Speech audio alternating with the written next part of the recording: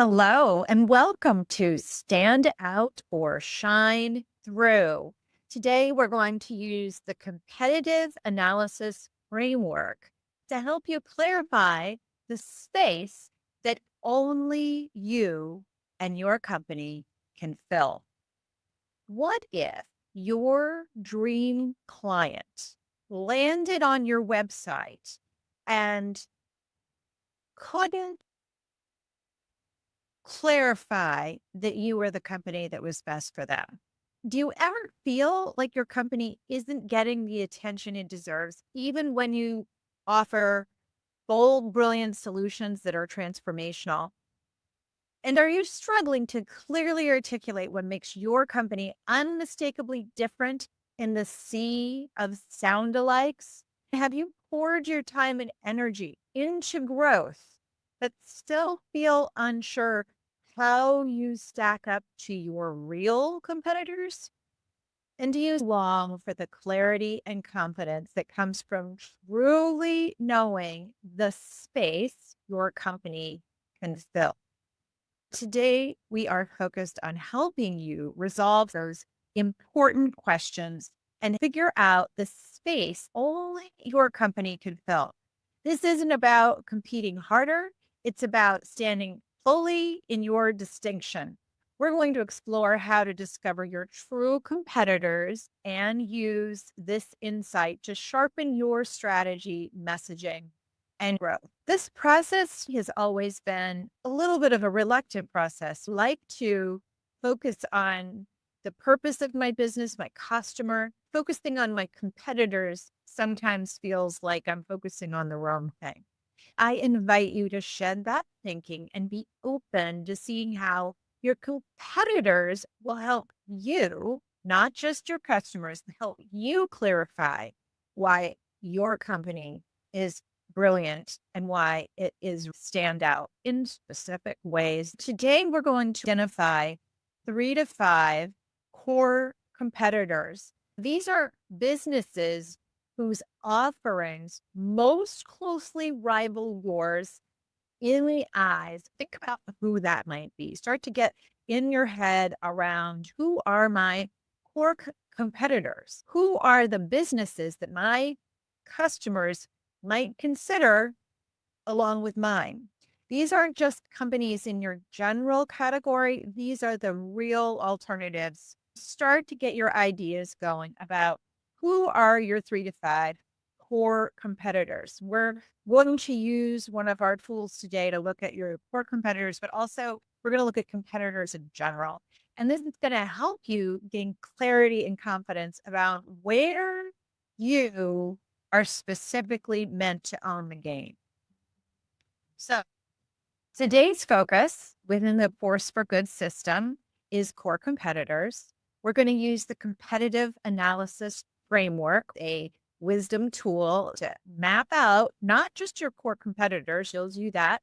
You'll also be able to identify and map out your competitive frameworks, your competitive matrix for your top 3 competitors, and be able to really start to see where you are specifically strong and where you can lean in and are really truly unique.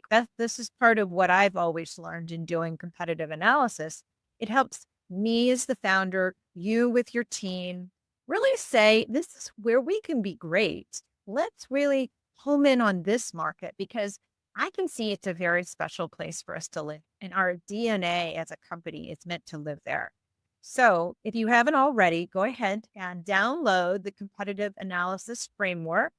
Right now, it is available at forceforgood.biz/weekly-tool. You can also get it when you buy the book, A Force for Good. It is part of the Force for Good toolkit.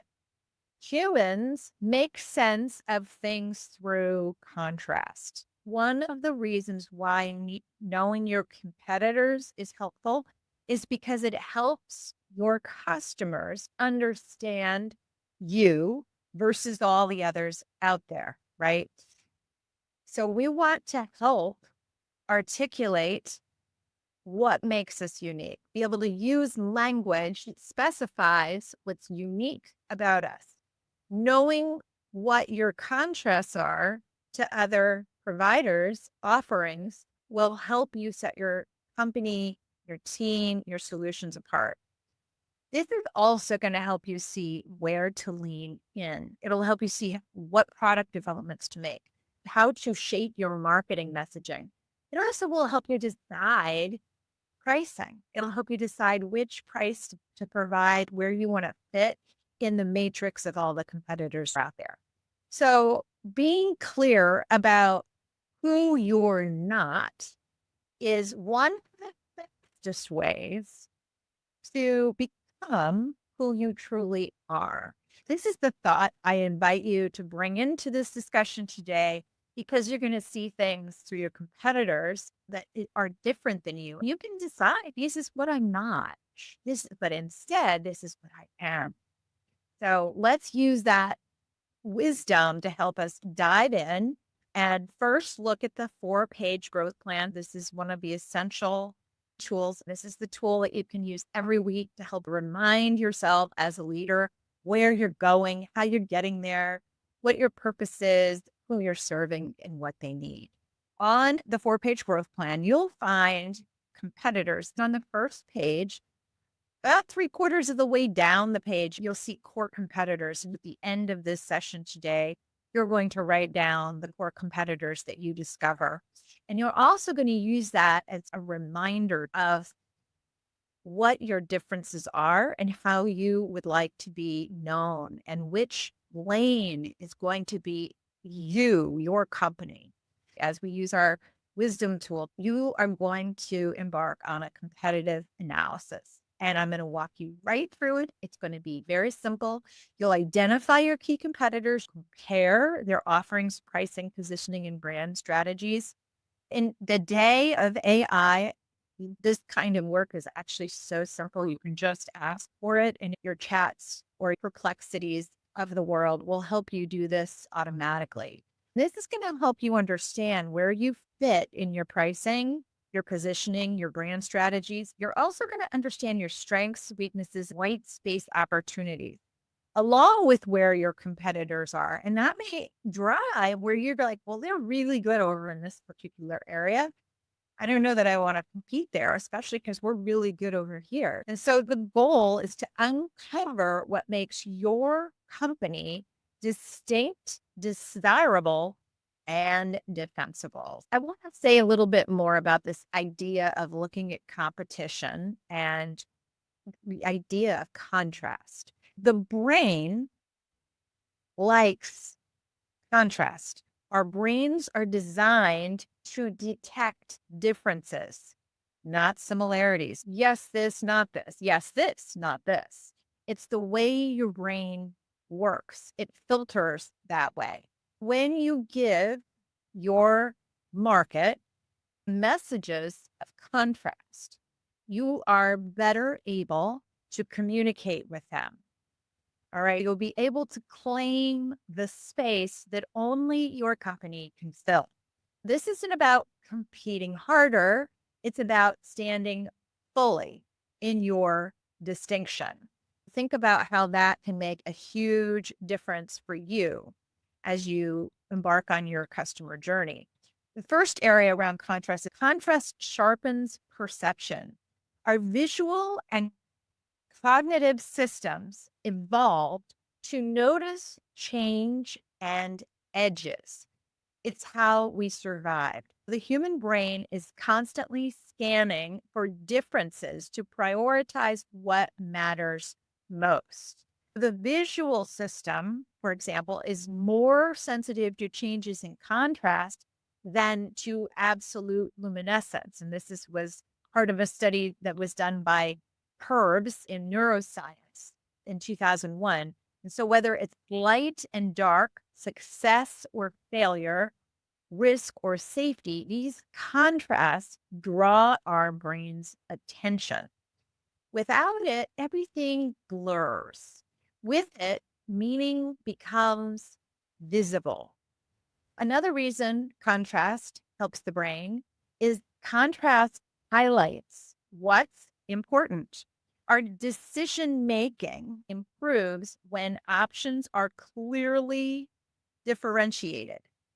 Behavioral economist Daniel Kahneman, a Nobel Prize winner and author of Thinking Fast and Slow, and he describes in his book how this contrast effect works. Basically, it's a cognitive bias where the brain compares choices in relation to one another. It shapes how we perceive value. He says you evaluate each option by comparing it to another. This relative judgment is why contrast increases clarity when making decisions. This is why marketing offers good, better, and best pricing tiers. It helps our brains make a decision. We can choose between three choices, this one, or this one. And why even ethical decisions become easier when you show different choices of contrast. The contrast helps us see and make choices.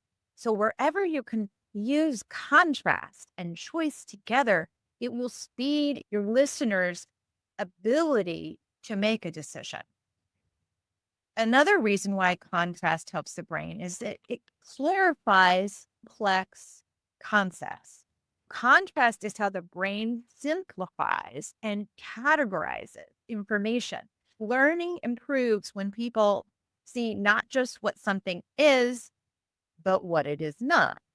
This is called differential encoding, where contrasting examples are more effectively encoded in memory than similar ones. Isn't that fascinating? Contrasting cases are particularly effective in mastering transferable knowledge. So think of how we teach concepts. We talk about freedom versus chaos. We talk about leadership versus control. We talk about health span versus lifespan. See how you can see the difference between freedom when you compare it to chaos, or leadership versus control? It's the concept that deepens our understanding of an idea and makes abstract concepts more tangible. The fourth reason that contrast helps the brain and why we want to bring contrast to our own brains and to our customers is that contrast increases memory retention and emotional impact. Our brains are wired to respond to novelty. When something breaks a pattern, it triggers a dopamine effect and creates stronger memory encoding. This is well documented in neuroscience. Whitman and his team in the Journal of Neuroscience in 2007 wrote that novel or contrasting stimuli activate brain areas involved in memory and attention, including the hippocampus and the prefrontal cortex. This is a very important skill to use as you're making decisions, as you're helping your team make decisions, as you're helping customers make decisions. And the reason why contrast increases memory retention and emotional impact, a surprising moment in a speech will land. You've noticed a clear before and after, rather than just, okay, here's our product and it does great things. Here's Susie and her problem was X, and here was her circumstances, right? She weighed 200 pounds and now she weighs 125, right? Whatever it is. So the contrast helps us understand value. A bold positioning statement also stands out in a crowded market. Once you know where you fit and you've done that intellectual comparative work, you can start to be bold because you know where you can own the space and where you feel confident. So contrast doesn't just help you remember, it helps you care. It creates an emotional investment to you and whoever you're talking to. Contrast is how the brain finds meaning. It drives attention, sharpens decisions, deepens understanding, and makes ideas unforgettable. Whether you're leading a team, crafting a message, or designing a product, If you want to be clear, be different. Everyone has competitors. So I want to make sure we talk about this. A lot of times, especially for wholehearted visionary founders, we like to say, I have no competition. No one does what my product or service does. And well, do agree your product and service is unique. You certainly have competitors in one way or another. Somehow, person's needs are being met, even if they're being consciously not met. So don't fall into the trap into thinking my company is the only company that does XYZ, because it will end your ability to explore the concept of what others are doing, discover for yourself where you're uniquely meant to serve and be brilliant. No doubt your company has or will have a unique offering, but it's important to know the alternatives, all the alternatives your customers are already thinking about. Please do not fear competition. In the very rare cases where you don't have direct competition, almost every business has direct competition, but in the very rare cases where you don't, those businesses often have the hardest time because the market hasn't decided the offering is needed, right? So a lot of times the fast followers are the ones who make it. So hopefully you have competition. Competition demonstrates that there's a market, that people will actually pay for the services and the value of whatever it is you're offering. So the presence of other successful players in your market demonstrates there's a real need. It also demonstrates customers already exist. Don't be afraid of having competitors and be willing to see that you do. It's helpful to identify who those competitors are and learn from them. We're going to walk through some examples. This is a competitive matrix. And in the exercise we're going to do, you're going to create your own. So in this case, we have Incredible Health is the company. And then there are 3 other companies that they're looking at. So Incredible Health, Trusted Health, Nomad Health, and Healthcare are leading platforms transforming healthcare staffing through technology and innovation. So that's the market they sit in. Each of them we look at and say, what's their product or offering? How do they describe it? What's the price? What's the quality? How's their customer service perceived by the market? Are they considered innovative? And if so, where in the market and what way are they innovative? What is the size of their market share? And what is their brand recognition? Who within the market recognizes them? If it's everybody, just a few or certain niche parts. And then how does it get distributed? How does it come to market? And what are the distribution channels? In the worksheet, we go further and look at the specific strengths and weaknesses and some other things. And this is giving you a way to look at how Incredible Health and Trusted Health and Nomad and I all use same platforms. They have different modes of payment. You'll see this one is high quality curated candidates. This is better for flexible roles. Nomad Health is better for decent match, but broad. Aya Healthcare is better for high volume and variable fit. See how that quality comes in. You can look at what their customer service is like. Incredible Health is excellent hospital and nurse support, whereas Trusted Health is really great for travel-centric support. Nomad Health has very limited live health, right? And that's probably intentional, right? They've decided to be this very online platform. So you can compare from one company to the next and then see where you want to live.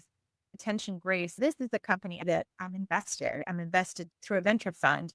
Attention Grace, Tina, Always Discreet, and Because Market are prominent brands in the incontinence product space. That's the product offering. Attention Grace calls it sustainable, women designed incontinence care. Tina is a legacy brand, wide product range, lots of different things. Always Discreet is also for the mass market, low cost appeal. And Because Market is direct to consumer and aging focused. Now, under pricing, there's a big difference. Attention Grace is a premium product, so it's going to be more expensive. It's also eco-conscious. Then you have Tina, and it's affordable, and there are bulk options. Then always discreet. This is the lowest price point. And then this one has competitive direct to consumer pricing. Most of these might be selling more to B2B.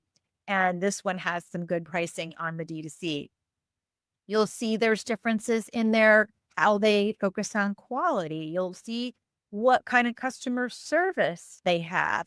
You'll see that the innovation, here's an area, design forward, non-toxic innovations for attention grace is where they're innovative. Tina is a brand that is established but less modern, so not nearly as innovative as Attention Grace. Always Discreet is low innovation and high volume. See how you're already getting to know these brands. The Because market is really focused on the D2C space. So there you're going to probably see them spending more of their time in Walmart, Target, and different places like that. Whereas you're going to find emerging purpose-led brand Attention Grace probably focused differently. Here's your distribution channels. Online, boutique retail partners for Attention Grace. Tina focuses on pharmacies and big box. Always Discreet focuses on broad mass retail. And Because market is online and subscriptions. Notice how different these 4 companies are that are in the incontinence products, right? So think about your company and the others that are in your market and what the products are that you offer, your pricing, where you sit, what's your quality, what's your customer service, etc. The next one is Spellkit. This is a company, Spellkit, WalkMe, WhatFix, and Pendo are all digital adoption platforms designed to help organizations max the value of their software investments by enhancing user engagement, streamlining onboarding, and providing contextual guidance within applications. It's helping companies in the SaaS area create better use of their products. And so you can look at this one again. You can see quality, simple UI, solid outcome. WalkMe has highly customized, steep learning curves. WhatFix, adaptable, moderate complexity. Pendo, highly polished, user-focused. Each of these different tools is going to be different. You can see the pricing difference, mid-tier SaaS pricing, premium enterprise pricing, custom pricing, moderate, and then Pendo at the premium to enterprise tiers. You get to decide where you want to be in your market, and you can look at it across all these different ways of comparing. Let's go ahead now and focus on your company, and let's create competitive analysis to help you see where your company really shines. Let's dive right in. Let's first look at part 1, where you identify your competitors. All right. Or we're going to look at 4 kinds of competitors: direct competitors, core competitors, indirect competitors, do-it-yourself options, free options, or the no solution option. Direct competitors are companies or organizations in your market that provide similar products and services. If you happen to be a company that operates in a particular location, in my case with my healthcare company, my license was in Connecticut. So you want to look at companies in your market that your customers could actually work with. If you're a company that's a force for good, you can look in a broader sense. What you're looking for is other companies that are like yours and have similar products and service. Your market might say they offer the same kind of solutions. So they might vary in the specific customer they serve. Maybe there's some that focus on small business versus large enterprise, right? Perhaps they have features or benefits that are different than yours. You can write those down.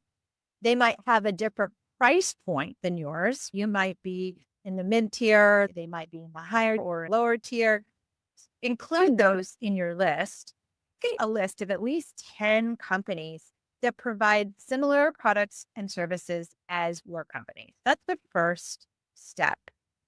Next, choose your core competitors. 3 to 5, 3 is better than 5 competitors whose products, services, and target market most emulate yours. Think about which competitors your ideal customers might be using or considering. They might include niche players or specific products or services offered by a larger, more generic competitor. Your core competitors are the ones you want to watch and learn from the most closely. Write down your 3 to 5 core competitors, and then you can write those also in your 4-page growth plan. So now you have another element, another core growth element of your 4-page plan completed. Now we're going to think beyond. We're going to think about your indirect competitors for a moment. And this is going to help your brain understand all the different ways your customer is thinking about their problem rather than the solution. So indirect competitors are companies in your market test the same core problem your company aims to solve, but in a different way through a different type of product or service. Let's look at ride sharing services and bicycle rentals as an example. Both address the challenge of urban transportation. But while ride sharing offers car-based solutions, bicycle rentals provide an eco-friendly option. Okay, so that's an indirect competitor. A bicycle rental would be an indirect competitor of a ride sharing service. So who are your indirect competitors? Let's look at the alternative of a streaming service versus live theater. Streaming services and live theater entertain audiences, but streaming services offer a wide range of digital content accessible from home, whereas live theater provides a unique in-person cultural experience. And then there's home security systems versus neighborhood watch programs. My customer here is saying, I want safety, right? How do I make sure my home and my family are safe? Both aim to enhance residential security, but home security systems use technology and monitoring services, whereas neighborhood watch programs rely on community vigilance and cooperation. So, what are your indirect competitors? Write down 3 to 5 indirect competitors. Then let's move on to the DIY free or no solution option. Your customers always have the option of handling their problem themselves, making do with a subpar or free solution, or choosing not to address the problem at all. Think about what that looks like for your customer, for the problem you're solving. A small business owner might choose to handle all marketing efforts in-house, relying on free tools and platforms to reach their audience. A free solution would be using social media and word of mouth strategies to promote their business without investing a penny in paid advertising. To not address it would be choosing not to market at all due to budget limits, skepticism, or reliance on referral. Ask yourself, what are the do-it-yourself options for your customer? They solve the problem somehow themselves. They do it with free tools or by leaving it untouched and say, you know what, I'm going to leave it alone for right now, at least for today, at least for now. Write down what those scenarios are.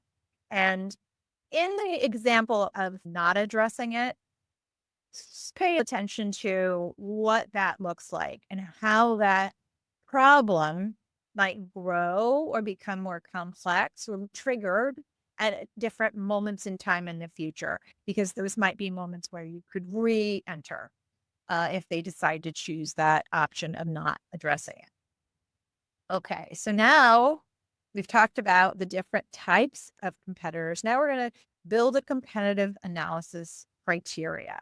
This is where we're going to look specifically at your company and think about all the different ways you compare and contrast your company with 3 others in the market.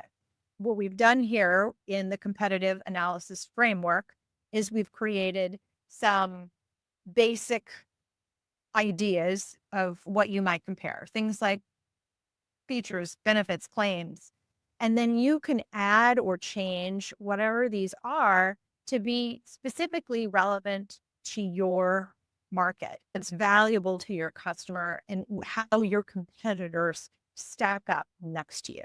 Product offering, how it's different. Pricing, quality. Quality can be broken down depending on the specific problem that you're solving. Quality is a placeholder for things your customer values, how good your customer service is, where you're innovative or not innovative. Market share. How big is the market share for each of these competitors and for yourself? Where do you fit in the puzzle? Do you have a particular niche of the market that is most interested in you? And do your competitors have a particular niche they're focused on? Any specific notoriety or anything about the brand. My daughter, for example, is starting to look at colleges. And so you can quickly go online and find comparisons of the reputation of each school, right? So this is the same kind of idea. What is your brand like? What are your competitors' brands like? What is showing up in the world on social media about this brand? How is it distributed? Is it distributed one-on-one? Is it D2C? Is it in a physical location and people get it? Is it sold through resellers? What kind of customer loyalty is there? Some businesses have really strong loyalty and others have less. So where do you see that? And then overall, what would you say are the strengths, weaknesses of each company, yourself and your three competitors? And where would you say you're positioned in the market? We do have a separate tool and a separate masterclass on this topic. You can start to get a sense of where am I positioned in the market versus my competitors and any other criteria you choose. So this exercise here is just to decide what those criteria are. As we go on to the last part of the competitive analysis framework, this is when you go ahead and you fill in as much as you can in the competitive matrix. Fill in details about each of your competitors. And I highly recommend that you do this using an AI tool if you can, especially for competitors of any size. You're going to start to see some information. If you have competitors that are all really small, you may have less information. If you have three competitors that are all really small and you can't find much information about them, you can ask your market and see what your opinions are. You could talk to people, but you could also compare it to bigger competitors that have a larger footprint, because then what it will help you do is it'll help you see where you fit. Even if you're not really competing with them as much, it'll help you see what are the different criteria that your customer is thinking about and where do you want to fit compared to those other players. You've done a lot. We just walked through the whole tool today. And so hopefully now you're feeling a sense of clarity, some deeper knowing, and hopefully some practical power. Ask yourself, what did you learn from thinking about all your competitors? What did you learn about a competitor that you didn't know? I feel like whenever I do competitive analysis, I learn so much, how they're messaging, how they're marketing, what their particular packaging is, how they're pricing things. Where does your company already stand out? That's the other thing I'm hoping you're seeing is where are you seeing your company belongs? Where are you uniquely positioned to own the space? Where did you discover you have the edge? And where did you discover your competitors have the edge? And what messaging or positioning needs to shift based on what you now see? Where is there an open white space in the market that nobody's handling? Nobody's taking care of that need, that opportunity. How might all of this clarity change the way you lead, the way you make decisions, and the way you grow, both inside and out? In a world of noise, knowing your true position is an act of courage. I invite you to go ahead now and update your 4-page plan if you haven't already, and write down your 3 to 5 core competitors right there on the first page. And as you do that, you might start to reflect on the core growth elements that are on your 4-page plan. Just look at them, see if anything shifts because you've contemplated your core competitors. The next step, always at the end of our masterclasses, we identify actions. You use the tool to pour your wisdom and your team's wisdom into a series of questions that are meant to help your company grow. When you leave the tool, then you say, what are habits and actions that will move these concepts into real life, into actualization? High leverage habits are repeated actions that take place over time. You do them every week, every month, and they create disproportionate returns over time. Like going to the gym every day. It's like brushing your teeth every day. If you do versus if you don't, it creates massive returns. What simple recurring habit would help you and your team stay curious, informed, and in sync with how your competitive landscape is evolving? So here's some ideas for you to think about. Maybe you could add to your monthly town hall agenda, which you're not doing the monthly town hall. I'm inviting to start know your market session and do a little training on the market and what's happening with your competition. It could be something you put together or you invite somebody on your team to put together. They go out and do a little research, find some data and a report on the market and bring it to you. Another example would be to set a Google alert for your top 3 competitors. So you get news every time your competitors are in the news. Discuss whatever those alerts are in your weekly leadership team meeting or your marketing team meeting. Add right into your agenda.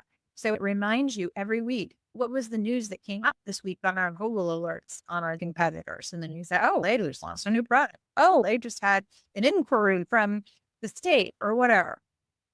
All right, next is review one competitor website each week. I really love this one actually, because you'll learn a lot. And it's great if you can delegate this to somebody, review and share what we might do differently. You could also track competitor announcements in a shared document. So delegate someone to share these in a weekly meeting would be a great ritual. It's a high leverage habit. Remember, your clarity is your kindness. When you create clear rituals, it's a form of kindness to yourself, your team, and the people you are here to serve. Pick one high leverage habit that you want to implement. Make it simple and easy to go right into your existing calendar, into your existing rituals, add it in. So you're really just habit stacking. The next thing is you're going to identify a single high potency action. High leverage habits are those things you do over and over again. And that habit is what creates the result. High potency actions are one-time bold moves that catalyze clarity, momentum, and progress. And sometimes they take courage and they deliver breakthrough. So what would be a breakthrough action you could take? What's a single bold action that would move your company forward, clarify your company edge, or unlock new opportunities based on what you now know about your competition and about where maybe you can interview a lost prospect about their choice to take the competition and to choose the competition instead. Maybe you can mystery shop your competitors. I do this. This is something I do. Create a competitive scorecard for your sales team. You could add differentiators to your homepage or your deck, right? You don't have to necessarily put the competitors, but you could say, hey, this is how we differentiate ourselves. You could also run a pricing comparison audit. Look to see what the pricing of your competitors are. Make sure you know where you fit. So knowing your core competitors is a gift. It sharpens your message, your mission, and your moves. We defined core competitors. Next, you learned how to use the competitive analysis framework. So hopefully this will be the first of many times you pull it out and use it again. You integrated your core competitors into your 4-page growth plan. You identified a high leverage habit that's going to keep your awareness on your competitors over time, and you committed to one high potency action to help you move forward based on what you learned today about your core competitors. You did something powerful today. You clarified this space only your company can fill. So, next steps, be sure to pick up the book, A Force for Good. The Force for Good book contains all of the core growth elements and all of the wisdom tools, including the competitive analysis framework. And we talk about it in chapter 6. We talk about core competitors and a competitive analysis framework in chapter 6. When you buy this book, you gain access to all of it. You get instructions for each tool, and you have a full Force for Good system at your fingertips. So if you don't have the book, pick it up at aforceforgood.biz/book. The other thing I invite you to do is sign up for the free Force for Good tool of the week. Every week we drop another tool and we make the tool available for 1 week for free. And we include a masterclass where you can then learn how to use the tool, do it quickly, and reap the benefits of it. Go to aforceforgood.biz/weekly-tool to sign up. I encourage you to join me in the Growth Accelerator, an online program that gives you access to the 12 modules to quickly implement the full Force for Good system. It includes videos, tools, and assessments. You can do it with your team or alone. So you get a few people that join you when you sign up with no extra charge. The idea is we want you to bring your team. We want your team to be involved. We want you to not do everything on your own. The tiered pricing for this transformative business program to help your company grow from inside out is tiered pricing starting $599. I am grateful to spend this time with you. Being at your side is my deepest gift. So keep your flywheels spinning. Keep building your legacy. Thank you for showing up today. I hope you discovered some building blocks to help you feel a presence of more future freedom, prosperity, and scale in your company. Just remember that the world is made better by women-led business. So let's go make the world a better place.